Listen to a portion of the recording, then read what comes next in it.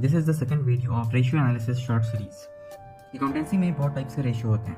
For example we have liquidity ratio, profitability ratio, activity ratio as well as solvency ratio. तो liquidity ratio क्या है, आपको short term का paying power बताता है। आज हम बात करेंगे लिक्विडिटी रेशियो की, मतलब बिजनेस कितना रेडी है अपने शॉर्ट टर्म ऑब्लिगेशन या लायबिलिटी को रिपे करने के लिए। लिक्विडिटी का सिंपल मतलब होता है बिजनेस की power to repay its short term debt using its short term assets.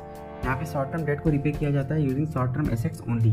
तो बिजनेस का लिक्विडिटी एक सिंपल सा आंसर देता है कि can business pay its bill on time, and therefore किसी भी बिजनेस में लिक्विडिटी इंपॉर्टेंट है so that day to day operation में कोई दिक्कत ना हो, बिजनेस का क्रेडिट वर्थिनेस मेंटेन रहे और किसी भी तरह का कैश क्रंच या इंसॉल्वेंसी का इशू ना हो।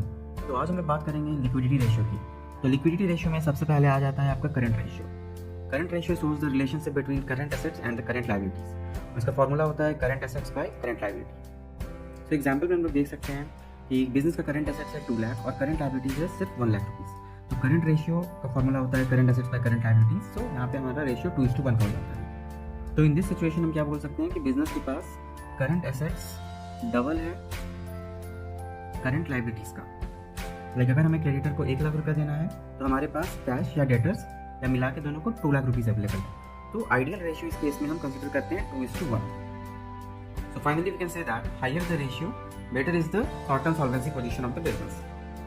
And also current ratio बहुत ज़्यादा भी नहीं होना चाहिए। For example 4:1। तो अब अगर 4:1 का रेशियो हो जाता है तो इसका मतलब क्या होगा कि current asset 4 times of the current liabilities है।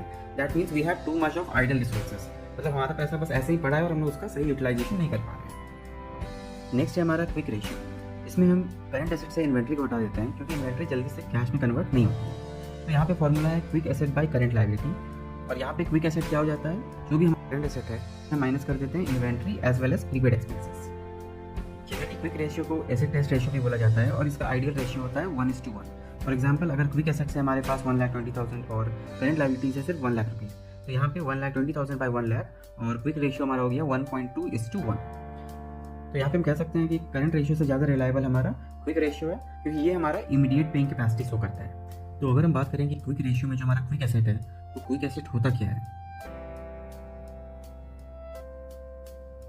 तो क्विक एसेट का सिंपल सा फॉर्मूला है cash plus cash equivalent plus short term marketable securities plus accounts receivable.